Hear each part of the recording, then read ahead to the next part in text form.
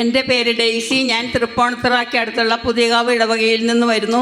എൻ്റെ ഹസ്ബൻഡിന് ഒരു 45 വർഷമായി പൈൽസിൻ്റെ അസുഖമായിരുന്നു. ബ്ലഡ് പോകുമായിരുന്നു. ആ അസുഖം ഇടയ്ക്ക് വരും പോകും. അങ്ങനെ ഇരിക്കുമ്പോൾ കഴിഞ്ഞ ജനുവരിയിൽ ഫിഷർ എന്ന അസുഖം വന്നു. അത് വന്നപ്പോഴത്തേക്ക് മരുന്ന് കഴിച്ചു.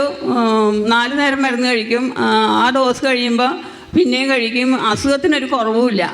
അത് കഴിഞ്ഞപ്പോഴത്തേക്ക് എന്താ ചെയ്യേണ്ടതെന്ന് അറിയില്ല. ഞാൻ എല്ലാ കടയിലും പോയി ഏറ്റവും നല്ല ഫ്രൂട്ട്സ് മേടിച്ചുകൊണ്ടൊന്ന് കൊടുക്കും. മലബന്ധമാണ്.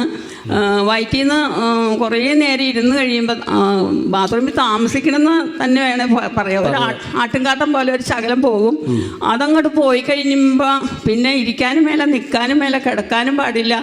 രാത്രിയിലും ഉറക്കമില്ല. അവിടെ വന്ന് കട്ടിലേ വന്ന് തളർന്നു കുത്തി കിടക്കുമ്പോൾ ഞാൻ ചെല്ലുന്ന ചോദിക്കും. അപ്പോൾ പറഞ്ഞ് ഭയങ്കര കിടക്കുമ്പോൾ വേദനയുണ്ടോ? ആ കിടക്കുമ്പോഴും വേദനയുണ്ട്. ഇനിയിപ്പോൾ എന്നാ ചെയ്യണേ? അപ്പോൾ അങ്ങനെ ഇരിക്കുമ്പോൾ ഞാൻ തൃപ്പൂണിത്തുറ ഔസേപിതാവിൻ്റെ പള്ളിയിൽ പോയി ഇടയ്ക്ക് നൊവേനയും കുർബാനയൊക്കെ ആരാധനയൊക്കെ കൂടാറുണ്ട്. അപ്പോഴത്തേക്കും അവിടെ ഒരു സാക്ഷ്യപത്രം കിടക്കണുണ്ട്. അപ്പം അങ്ങനെയാണ് ഈ എൽറൂഹ ധ്യാന കേന്ദ്രത്തെ പറ്റി ഞാൻ അറിയുന്നത്.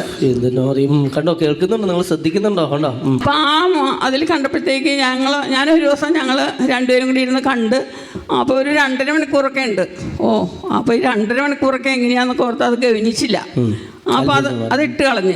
അപ്പോഴത്തേക്ക് നമുക്കിപ്പോൾ ഒരു ആശ്രയമില്ല. മരുന്നിലും ആഹാരത്തിലും ഒരു തരത്തിലും ഒരു ആശ്രയമില്ല. അപ്പോൾ ദൈവം തന്നെ ആശ്രയമെന്ന് ഞങ്ങൾക്ക് ദൈവം മനസ്സിലാക്കി തന്ന് ഞങ്ങൾ പുള്ളി ഇരിക്കുമ്പോഴൊക്കെ വേദനയാണെങ്കിലും കുഷ്യനൊക്കെ ഇട്ട് എങ്ങനെ ഇരുന്നാലും വേദനയാണെങ്കിലും ഞങ്ങൾ സ്ഥിരമായിട്ട് അത്ഭുത ജപമാലയും വിശുദ്ധ അന്തോണീസ് പുണ്യാളുടെ നൊവേനയും എല്ലാം കണ്ട് പ്രാർത്ഥിച്ച്. അപ്പം ഞാനിവിടെ 4ാമത്തെ പ്രാവശ്യമാണ് ഏകദിന കൺവെൻഷന് വരുന്നത്. എപ്പോൾ വന്നാലും ഇഷ്ടം പോലെ ഭൂതോച്ചാരണ വസ്തുക്കൾ കൊണ്ടുപോകും. അതും ഉപയോഗിച്ചു.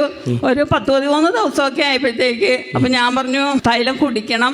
അപ്പോൾ ഇതിൽ അച്ഛൻ വിളിച്ച് പറയുമല്ലോ ഈ അത്ഭുതങ്ങളുടെ ജപമാലയിൽ ഭൂതോച്ചാരണ വസ്തുക്കളൊക്കെ എങ്ങനെയാണ് ഉപയോഗിക്കേണ്ടതെന്നൊക്കെ അത് ശ്രദ്ധിച്ച് കേട്ട് തൈലം അവിടെയൊക്കെ പെരട്ടുമൊക്കെ ചെയ്തു. കുടിക്കും ഒക്കെ ചെയ്യും. തേനും ആനവെള്ളവും ഉപ്പ് ഭക്ഷണത്തിൽ ചേർത്ത് ഒരു സുപ്രഭാതത്തിൽ ഒരു പ്രശ്നവും ഇല്ല. ഈ അസുഖം അങ്ങോട്ടാ പോയെന്ന് അറിയില്ല. ഇപ്പൊ എത്ര നാളായി മാറിയിട്ട്? ഇപ്പൊ 4 മാസമായി. ഇപ്പൊ ഞങ്ങളിപ്പോ സമയം ദൈവം തന്നതല്ലേ. അപ്പൊ ഈ അത്ഭുതങ്ങളുടെ ജപമാലയും വിശുദ്ധ അന്തോണീസ് പുണ്യാളുടെ നൊവേനയും പ്രാർത്ഥനയ്ക്കാണ് ഞങ്ങളുടെ ജീവിതത്തിൽ ഇപ്പോൾ ഏറ്റവും കൂടുതൽ സമയം ഞങ്ങൾ കണ്ടെത്തണത്. അതന്നെ എൻ്റെ ദൈവമേ, എന്തൊരു സാക്ഷ്യങ്ങളാ! ഭയങ്കര ഒരു സാക്ഷ്യം നമ്മൾ കേട്ടത്. കണ്ടില്ലേ? എനിക്ക് 3 മാസമായിട്ട് വേരിക്കോസിൻ്റെ അസുഖമായിരുന്നു. അപ്പം മകൻ ആയുർവേദ ഡോക്ടറാണ്. അവൻ ബ്ലഡൊക്കെ കാലേന്ന് വെയിനിങ്ങനെ വീർത്തിരിക്കുമ്പോൾ ബ്ലഡൊക്കെ എടുത്ത് കളയാറുണ്ട്. ഒരുപാട് മരുന്നൊക്കെ കഴിച്ച് അവസാനം ഞാൻ മരുന്നൊക്കെ നിർത്തി. അവിടെ കിടക്കട്ടെ, ഇനി ഈശോയ്ക്ക് ഇഷ്ടമുണ്ടെങ്കിൽ മാറ്റട്ടെ. അപ്പോൾ ഒരു ദിവസം അച്ഛൻ അത്ഭുത ജപമാലയിൽ വിളിച്ചു പറഞ്ഞു വേരിക്കോസിൻ്റെ അസുഖം മാറ്റണ് എന്നൊക്കെ വിളിച്ചു പറഞ്ഞു. അപ്പം ഇപ്പം എനിക്ക് എന്തോരം ജോലി വേണേലും ചെയ്യാം. പിന്നെ പ്രായത്തിൻ്റെ അനുസരിച്ച് കണ്ടിന്യൂസ് ആയിട്ട് ജോലി സ്ട്രെയിൻ ചെയ്യുമ്പോൾ ഇച്ചിരി നേരമൊക്കെ പോയി കിടക്കും. ഞാൻ ലോഗോസ് കിസിനൊക്കെ പഠിക്കണത് കിടന്നുകൊണ്ടായിരുന്നു പഠിച്ചുകൊണ്ടിരുന്നത്. എനിക്ക് എഴുന്നേറ്റിരുന്ന് പഠിക്കാൻ പറ്റില്ല.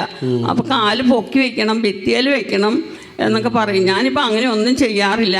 പിന്നെ അച്ഛൻ ഈ കഴിഞ്ഞ ആഴ്ച വിളിച്ചു പറഞ്ഞു നിങ്ങൾ ബന്ധന പ്രാർത്ഥന ഇവിടെ നിന്ന് കൊണ്ടുപോയ പുസ്തകത്തിൽ ചെല്ലണമെന്ന് പറഞ്ഞപ്പോൾ ഞാൻ അത്ര കാര്യമാക്കിയില്ല അത്. അപ്പോൾ ഒരു 2 ആഴ്ചയായിട്ട് ബന്ധന പ്രാർത്ഥന ഇവിടെ നിന്ന് കൊണ്ടുപോയ പുസ്തകം വീട്ടിലുണ്ടായിരുന്നു. ഞാനത് ചെല്ലാതിരുന്ന പ്രാർത്ഥന ആദ്യം മുതൽ പുരോഹിതനും ചെല്ലേണ്ട പ്രാർത്ഥനയല്ലാത്ത എല്ലാ പ്രാർത്ഥനയും ചെല്ലും. അത് കാരണം ഇപ്പോൾ വീട്ടിൽ നല്ല സന്തോഷവും ഒരു സമാധാനവും ഒക്കെയാണ്.